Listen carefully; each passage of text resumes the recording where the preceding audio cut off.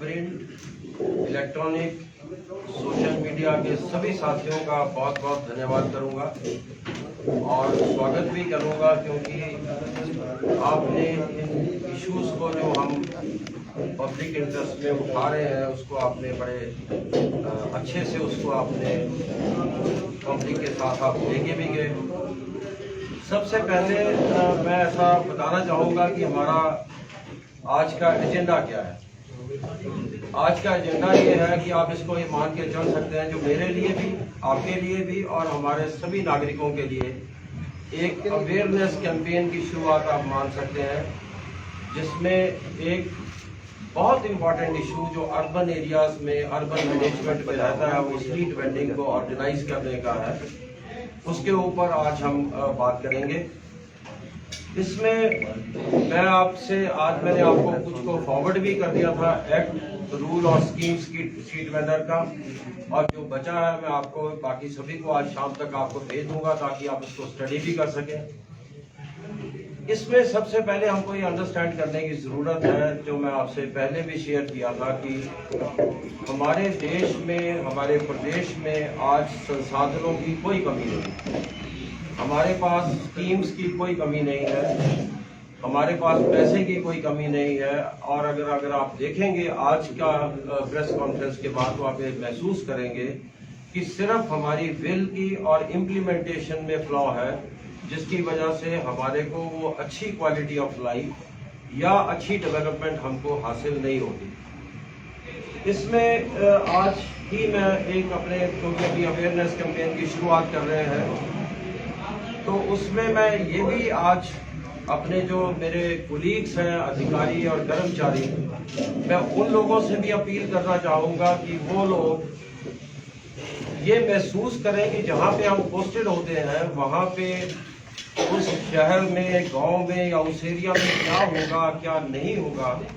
वो हमारी कॉम्पिटेंस के ऊपर डिपेंड करता है। क्योंकि गवर्नमेंट में कोई ऐसा सिस्टम नहीं है कि स्ट्रीट वेंडर का पैसा स्ट्रीट वेंडर को दे दिया जाए, प्रेस का पैसा प्रेस को दे दिया जाए, या अर्बन मैनेजमेंट वालों का पैसा अर्बन वालों को दे दिया जाए।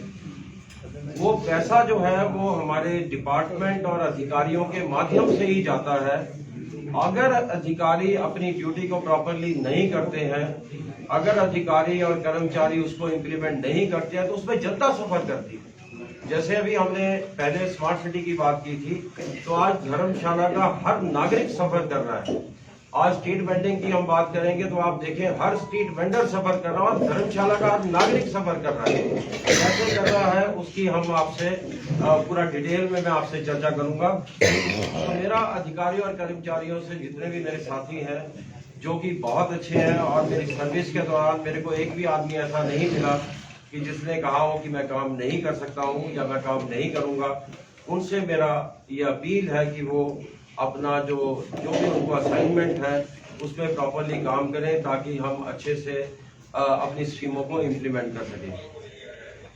आज जो लोग भी इसको प्रेस कॉन्फ्रेंस को सुन रहे हैं या जो इसको देख रहे हैं, क्योंकि अवेयरनेस कैंपेन है, इसमें हमारा टारगेट है कि हर नागरिक के पास इंफॉर्मेशन होनी चाहिए। और मेरे जो भाई प्रेस से हैं, आपसे भी मेरा अनुरोध है कि आप अपना नॉलेज जो है उसको आप ब्रशअप करें। मैं हर जानकारी हर फॉर्म में सिंप्लीफाइड तरीके से आपको देता रहूंगा, और अगर आपको कोई चीज एक्स्ट्रा जाननी है तो आप मेरे से करें, क्योंकि आपका बहुत बड़ा रोल है। आप, जैसे मैं सर्विस के दौरान बोलता था कि आप मेरे से मत पूछो कि मैं क्या कर रहा हूँ, आप इंडिपेंडेंटली देखो, एक बिल्कुल निष्पक्ष नजर से आप देखो कि मैं ठीक कर रहा हूँ या नहीं कर रहा हूँ। और अगर आप चीजों को उठाते हैं तो उस चीजों का असर अधिकारी, कर्मचारी, सरकार के ऊपर जरूर पड़ता है। और ये टास्क जो है मेरा नहीं है। आज आप देखें कि हमारा सिविल सोसाइटी से बहुत सारे लोग हैं, और हमारा जनचेतना से भी है, वॉर मेमोरियल एसोसिएशन से भी है, स्ट्रीट वेंडिंग एसोसिएशन से भी है। तो हर धर्मशाला का नागरिक जो है इसमें कंसर्न है, तो आप भी इसका पार्ट है, और ये हमारा ज्वाइंट वेंचर है जिसमें हमें अपनी स्थितियों को ठीक करना है। अब मैं आता हूं जो हमारा स्ट्रीट वेंडर का आज का हमारा इशू है। अब आप देखें कि स्ट्रीट वेंडिंग जो है वो एक, सबसे पहले तो मैं डिफाइन करूंगा कि स्ट्रीट वेंडर है कौन। स्ट्रीट वेंडर हमारे पास जो रेडी फड़ी लगा के सड़क पे बैठा है, वो स्थायी रूप से बैठा है वो भी स्ट्रीट वेंडर है। जो आदमी फेरी लगा रहा है वो भी स्ट्रीट वेंडर है। जो 2 घंटे के लिए सामान बेचने के लिए आता है वो भी स्ट्रीट वेंडर है। कोई नाइट मार्केट लगा रहा है वो भी स्ट्रीट वेंडर है। जो मॉर्निंग में सब्जी बेचने आता है वो भी स्ट्रीट वेंडर है। तो ये एक्ट में पूरा डिफाइन किया है। इसके साथ दूसरा हमको ये अंडरस्टैंड करना है कि वेंडिंग एक्टिविटी है क्या। सबसे पहले तो वेंडिंग एक्टिविटी जो है ये पुअर हमारे स्ट्रीट वेंडर जो है उनको लाइवलीहुड का साधन देती है। दूसरा, मेरे को और आपको नागरिकों को ये हमारे को सस्ते तरीके से और अच्छी तरीके से हमारे को सुविधाएं देते हैं, सामान देते हैं। और तीसरा जो most important activity street vending हमारी करती है वो मार्केट को रेगुलेट भी करती है। क्योंकि अगर हमारे पास स्ट्रीट वेंडर नहीं है, सब्जी हमारे गांव से नहीं आती है, वेंडिंग नहीं होती है, तो हमारा जो रेट्स हैं या हमारा जो प्राइसेस हैं उसके ऊपर नियंत्रण कंट्रोल नहीं रहता। तो ये एक्ट में, रूल में और स्कीम में आइडेंटिफाई किया जो मैं आपसे बात कर रहा हूँ, ये सारी चीजें उसमें लिखी हैं। मैं अपनी तरफ से कुछ नहीं बोल रहा। अब आप देखें कि धर्मशाला का हर नागरिक ये फील करता है या पूरे देश का हर नागरिक, हर शहर का नागरिक फील करता है कि हमारा वेंडिंग जो है वो प्रॉपर होनी चाहिए। लेकिन किसी को ये जानकारी नहीं है कि वेंडिंग एक्ट क्या बोल रहा है, हमारा रूल्स क्या बोल रहे हैं, स्कीम क्या बोल रही है। इसलिए हर आदमी अपने हिसाब से उसका कयास लगा रहा है कि वेंडिंग इस तरीके से होनी चाहिए, वेंडिंग उस तरीके से। अब उसमें हमारा जो 20 साल तक नासवी जो हमारा national street vendor association of India है, उन्होंने एक बहुत 20-25 साल तक उन्होंने स्ट्रगल किया। और उसके बाद वेंडर्स के लिए गवर्नमेंट ऑफ इंडिया ने, भारत सरकार ने 2014 में street vendors protection of livelihood and regulation of street vending act 2014 बना, जो भारत सरकार ने बनाया। उस एक्ट की धारा 36 के तहत स्टेट गवर्नमेंट को ऐसा कहा कि इस एक्ट को इम्प्लीमेंट करने के लिए आप इसके रूल्स बनाएं, जो हिमाचल सरकार ने 2016 में नोटिफाई कर दिए। उसके बाद उस 36 सेक्शन के अंतर्गत उन्होंने कहा कि आप स्कीम बनाएं कि ये सारा एक्ट में जो गतिविधियां हैं उनका प्रोसेस क्या रहेगा और स्टेट उसको कैसे इम्प्लीमेंट करेगी। तो स्ट्रीट वेंडिंग रेगुलेशन एक्ट जो है हमारा, उसके अंतर्गत हमारी स्कीम जो थी वो 2017 में बन के तैयार हो। धर्मशाला में थोड़ा सा हमने एडवांस में काम किया, तो 2015 में हमारा यहाँ पे सर्वे भी शुरू हुआ और 2015 में सर्वे कंप्लीट भी हो गया था और उसमें रजिस्ट्रेशन भी की गई और साथ में वेंडर्स को सर्टिफिकेट भी दिया गया। अब मैं आपको सरल भाषा में एक्ट, स्कीम और रूल्स के बारे में जानकारी दूंगा। बाद में आपको कोई डाउट हो तो आप मेरे से पूछ सकते हैं। एक्ट ने ऐसा कहा कि आप स्ट्रीट वेंडर जो है वो शहर में, धर्मशाला, मैक्लोडगंज, कचहरी अड्डा, डिपू बाजार, जहां पे भी हैं, जो जहां पे बैठा है वहां पे ही उसका सर्वे करें। उनको कोई उठाएगा नहीं, उनका जियो टैगिंग करेंगे। और सेक्शन 3 का तीसरा हिस्सा जो है वो ऐसा बोलता है कि किसी स्ट्रीट वेंडर को उठाया नहीं जाएगा आप सर्वे जब तक आपका कंप्लीट नहीं होता। सर्वे कौन करेगा? टाउन वेंडिंग कमेटी करेगी। टाउन वेंडिंग कमेटी जो है वो कॉर्पोरेशन या कमेटी बनाएगी। उनका जो एग्जीक्यूटिव ऑफिसर है या उनके कमिश्नर है वो उसके चेयरमैन रहेंगे। उसमें हेल्थ डिपार्टमेंट का आदमी होगा, उसमें पुलिस डिपार्टमेंट के आदमी होंगे, उसमें स्ट्रीट वेंडर एसोसिएशन के 40% लोग होंगे। अब वो क्यों होंगे आगे हम उसको समझेंगे। उसके साथ हमारा जो व्यापार मंडल है, होटल एसोसिएशन है, ये सारे के सारे लोग जो है उनका रिप्रेजेंटेशन इसमें रहेगा, ताकि हमारी एनजीओज है उनका रिप्रेजेंटेशन भी होगा, ताकि स्ट्रीट वेंडिंग को प्लान करती बार शहर का विजडम उसमें आए, शहर का नॉलेज उसमें आए। अब इसमें स्ट्रीट वेंडिंग का सर्वे करने के बाद उनको सर्टिफिकेट दिया जाएगा, वेंडिंग सर्टिफिकेट। उसमें डूज एंड डोंट्स होंगी, शर्तें होंगी, वेंडिंग की क्या शर्तें रहेंगी। उसके साथ उनको आइडेंटिटी कार्ड दिया जाएगा और ये सर्वे हर 5 साल में एक बार रिपीट किया जाएगा। और ये सर्वे जो है वो अभी ओवरड्यू है, अभी यहाँ पे 5 साल के बाद हमारा सर्वे होना है। जैसे आपका सर्वे हो गया, वेंडिंग आपका सर्टिफिकेट दे दिया, हमने आइडेंटिटी कार्ड दे दिया, उसके बाद हमारे शहर में वेंडिंग प्लान बनेगा। वेंडिंग प्लान का मतलब ये है कि हमारे जो लोग हैं वो कहाँ कहाँ पे उनको बिठाया जा सकता है, कौन सा रिस्ट्रिक्टेड जोन होगा, कौन सा नो वेंडिंग जोन होगा, कौन सा वहां पे रिस्ट्रिक्टेड वेंडिंग जोन होगा और नॉन रिस्ट्रिक्टेड वेंडिंग जोन होगा, जहां जहां पे लोगों को वेंडिंग की परमिशन दी जा सकती है।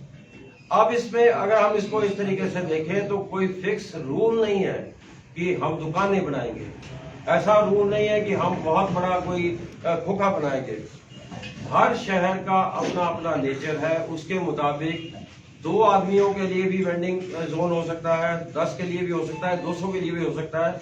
ये वेंडिंग जो कमेटी थी उन्होंने पूरा सर्वे करने के बाद उसको वेंडिंग जोन को आइडेंटिफाई करना था और आइडेंटिफाई करने के बाद उसको वेंडिंग जोन को इम्प्लीमेंट करना था।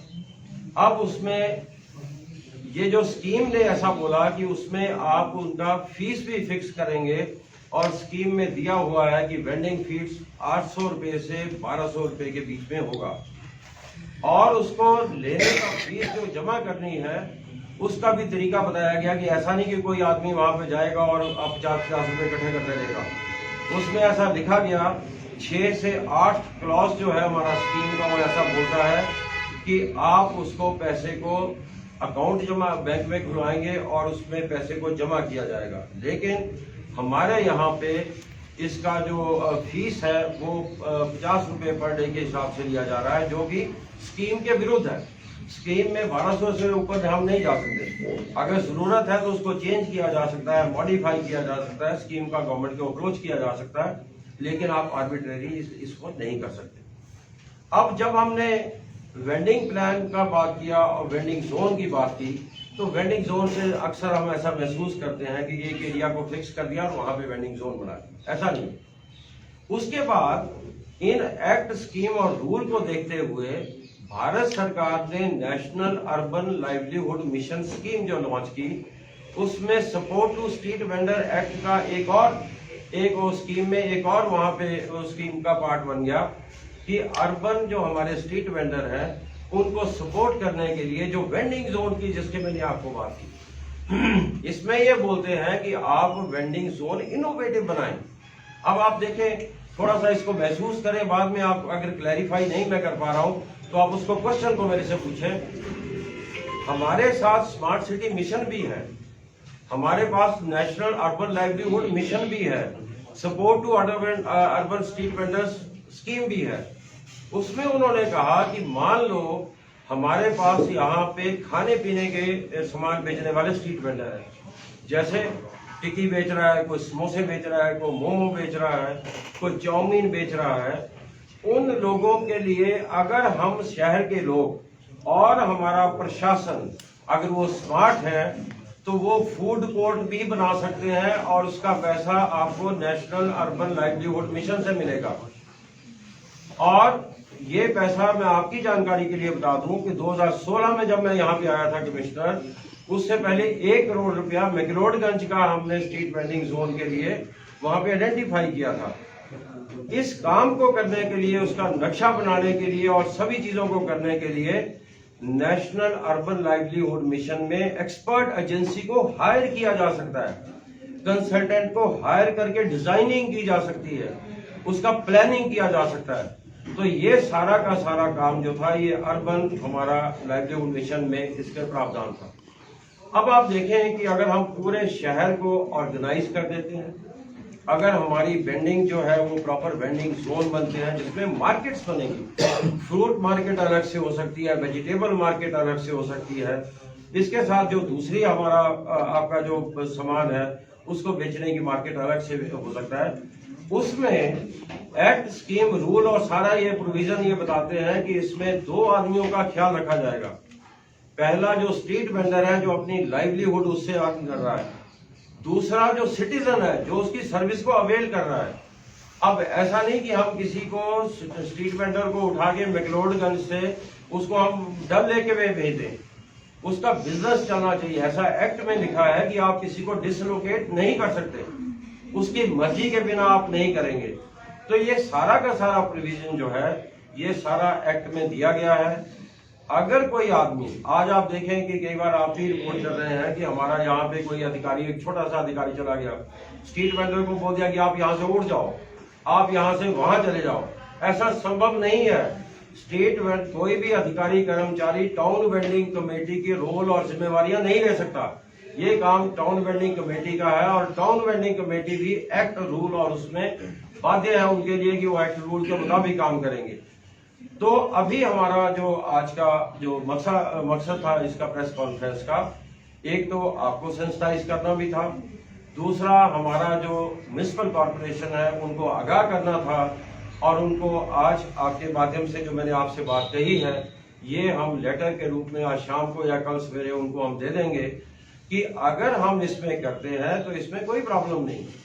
पैसा हमारे पास है, स्कीम हमारे पास है, नियम हमारे पास है, रूल्स हमारे पास है, सारा का सारा चीजें हैं और शहर के लोगों की सुविधा इसमें है।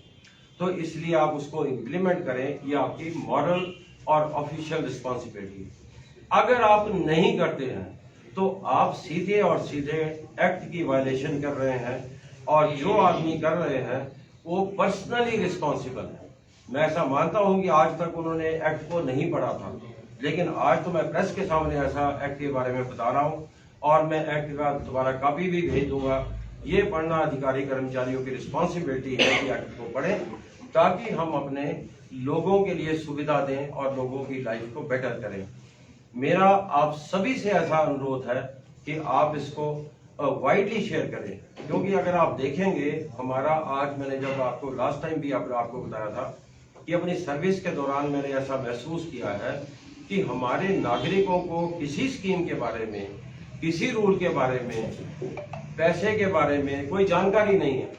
आम सिटीजन को जब जानकारी नहीं होगी तो डिमांड नहीं करेगा। अब आप देख रहे होंगे स्ट्रीट वेंडर के पास आज एक छोटा सा अधिकारी आता है, उसको भगाता है। एक छोटा सा पुलिस का आदमी आता है, ऐसा लिखा है, मैं जो बोल रहा हूँ ये आपके स्कीम में भी लिखा है कि उसको हरास किया जाता है। अब उसको जानकारी नहीं है इसलिए हरास होता है। आज बेरोजगार आदमी घूम रहा है, उसको ये नहीं पता कि उसको रोजगार कहाँ पे मिलेगा। एक गरीब आदमी घूम रहा है जिसको ये नहीं पता कि मेरे को रूरल लाइवलीहुड मिशन में मेरे को क्या मिलेगा।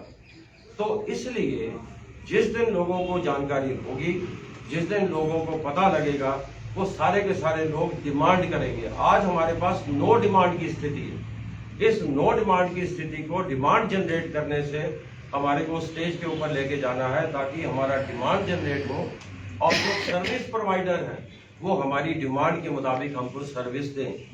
कुछ ऐसे तरीके से मैं ऐसा बोल सकता हूँ कि हमको उनको ड्यूटी करने के लिए हमको फोर्स करना है through our knowledge, through our information. हमारे को नॉलेज और इंफॉर्मेशन के साथ करना है।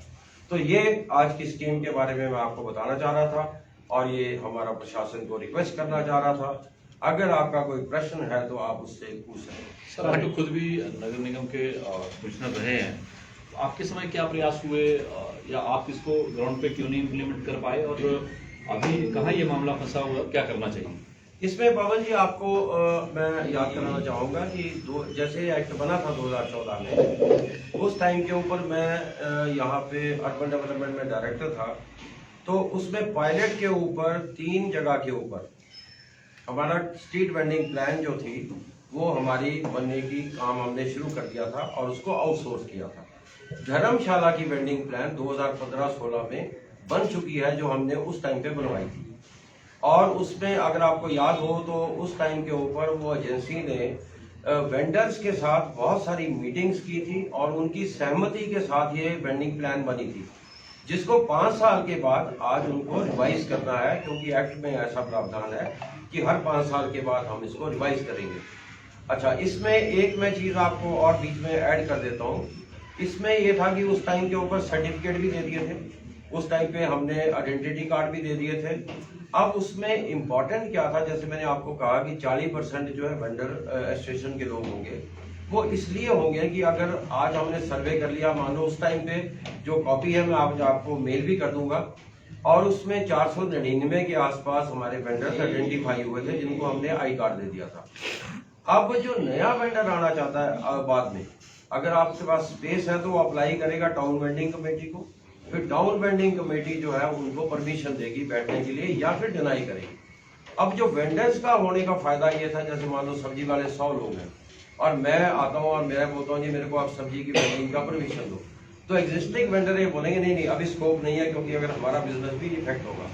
इसलिए जो वेंडर थे वो उसका पार्ट है। तो हमारे टाइम के ऊपर जो आपने कहा कि उस टाइम के ऊपर कोई प्रॉब्लम नहीं थी, वेंडिंग प्लान तैयार था, 2015 या 16 में ये तैयार हो गया था, सर्टिफिकेट दे दिए थे, रजिस्ट्रेशन हो गई थी, जिसको आगे करना था। फिर मैंने आपको जानकारी दी 1 करोड़ रुपया ट्रांसफर किया था, जो टेम्पल रोड के ऊपर हमारे वेंडर हैं उनके लिए वेंडिंग जोन बनना था, उसका डिजाइन भी बन गया। सर बना क्यों नहीं कोई भी वेंडिंग जोन ऐसा धर्मशाला में? ये अगर बन गया होता पवन जी तो फिर आज मिलते ही ना, तो आज प्रेस कॉन्फ्रेंस ना करते। मेनली प्रॉब्लम हम वही, आज का जो हमारा जो मकसद है पवन जी वही है कि आज वेंडर को पता नहीं है रिक्वायरमेंट वेंडर की है।